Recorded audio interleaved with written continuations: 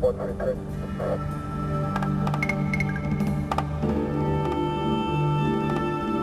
old way was, it was all run and gun. When I worked with the narcotic enforcement unit, we would encounter children when we were going in on raids. We're armed, coming in there. Most of the time, you end up forcing the door open with a ram, and that's very loud. So I could imagine, some young kid, it would be a frightening situation. But back then, we just went from one to the other, and you never really thought of that. You never really thought of, what you're leaving behind. Okay, so once I go through that door, then we're going straight up. Three stairs. It's right there. Okay. You want to light it up for him? So, we get out and just guide him through and just move out the way. Before we go out and do a search warrant, we have a briefing. And on the board, we will list, are there children present in the home? And if there are, we say, okay, well, we know that there's a small child, older child, there's teenagers, because it changed the dynamics of the entry.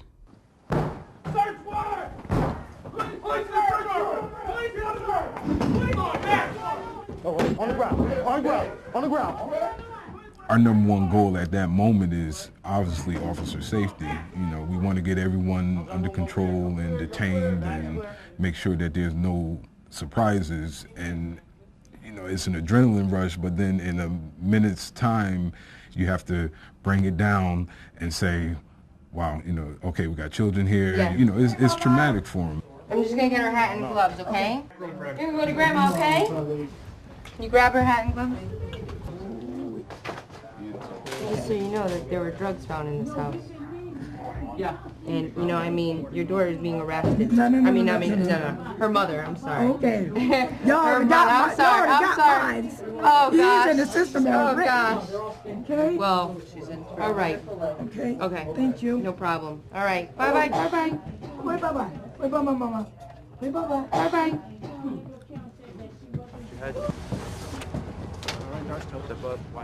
Our job is to catch drug dealers. Our job is to enforce the laws. But I think another big part of that is to prevent it. So I think a way to prevent it is to, make a change in someone's life. That's what it's about. It's making the change so that in the future, you don't have to make those arrests. I got him like in a headlock like this, and then I try to get the handcuffs, and then that's when he kind of... Nice to meet you. There's always that story about how this program got started.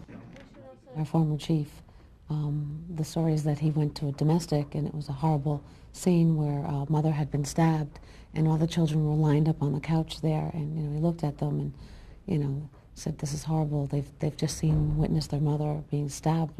What can we do? We've got to do something." And that's how the program started. Who's got new cases? I got one to quickly present with Dr. Sidlow. Tim's got one.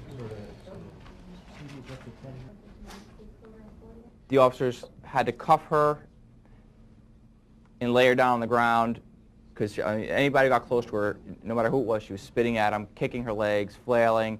The fire department and the ambulance were called, and she was taken to the ER. This was a good opportunity for us to finally have CDCP come down to the ER to make sure that the kid didn't go there, was calmed down, and then released again. So if Dr. Sidlow could take it from there. I spent some time with her, and the first quarter of an hour she was basically praying. She didn't want to talk to me about anything.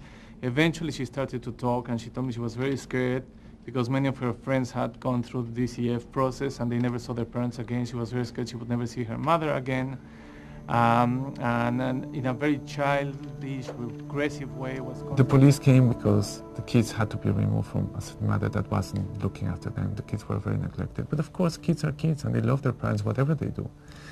So the girl reacted in a very violent way. And she attacked the police officer, so she had to be handcuffed. When I arrived at the hospital, the police officer's concern was that he didn't want to have this girl handcuffed. He was concerned about what she was feeling. He was very adamant that a doctor should check her to make sure that she wasn't hurt because she was punching everyone and doing. She was complaining about some pain in her leg. So that for me was the same police officer that 2 days before had to do a drug raid in her head, and was now being able to function in this other modality, still as a police officer, but in a different way. The clinicians do a great deal for us because they take the attention away from what we're doing and they focus it back on the children. And they allow the children to express themselves in their own environment. I mean, it's one thing to come into an office later on, 2 or 3 weeks later, and discuss what emotional effects you've had, but to speak to someone on scene, I think that's huge, and it helps because later on inevitably we're going to end up back in that neighborhood for another reason, and the kids have a strong trust for police in New Haven, so the clinicians really help that. We had a problem in the neighborhood of kids selling drugs, and they weren't really a gang, they were more of a posse. They were young kids, 16, 17 years old. And the substation used to get inundated with calls every day about these kids selling drugs and having guns. And so we would go over there. Me and my officers would go over and do whatever they do. And first couple of times I went over there, and this young girl, Marisol, was up on the 2nd floor. And she goes, "Hi, I was a sergeant at the time. Hi, Sergeant Nichols." I said, "Hi, how are you, Marisol? How's it going?" "Okay, good." And we would roust the brothers and stuff like that. And she never had any animosity. Then about the 4th or 5th time they were there, we got out of the car, me and the 2 officers got out of the car, and we're walking up the walkway to the house. And Marisol was up in the 2nd floor window, and she was crying. I said, "Gee, what's the matter?" I said, "Hi, Marisol." And she just kept shaking her head. I said, "Gee, you know," and something clicked. I said, "Something's wrong." So I told the 2 officers to go around the back of the house while I checked the front and come around the back. And as it turned out, 2 guys in the back were armed with guns. They were waiting for us. And one of them was her brother. And to her credit, she didn't want to snitch on her brother. But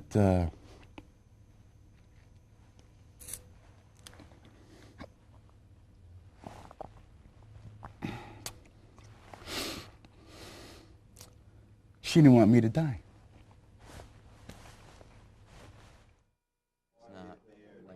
By virtue of their work, police officers get exposed to some of the worst situations that any human being can see, and you can't keep doing that without support somewhere. If you see too many failures, you expect failure to be the normal. And I think that through what we're doing today, that they're not all failures. We win some. We have officers who'll tell us that in the past, at most, they might, say to a child, "It's okay, it's going to be okay," and walk away feeling like they just said the most hollow thing in the world. Often the best thing that an officer can say to a child of any age is some way of recognizing that something awful has happened. And what they do in that announcement, that statement, is 2 things. They say, "I'm here, and I'm not running away from you or the experience you've just had, and this shouldn't be normal."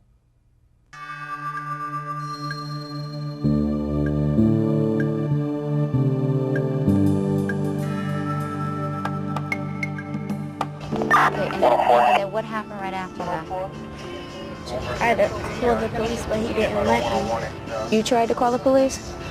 He didn't let me. He didn't let me use the phone. So how did we get here? Who did you finally tell that called the police? My dad. You know that it was wrong for him to do that, right? He's gonna be arrested tonight for what he did to you, because what he did to you was not right. He didn't let me go. I was scared.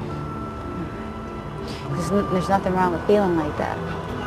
There's some really good people at Yale that work with us at the New York Police Department, and I'm going to have them talk to you so sort of help you through it, because I know you're really upset about it. And I'm scared. But we're going to try to send some people to help you get over that, okay? All right. Good job, sweetie.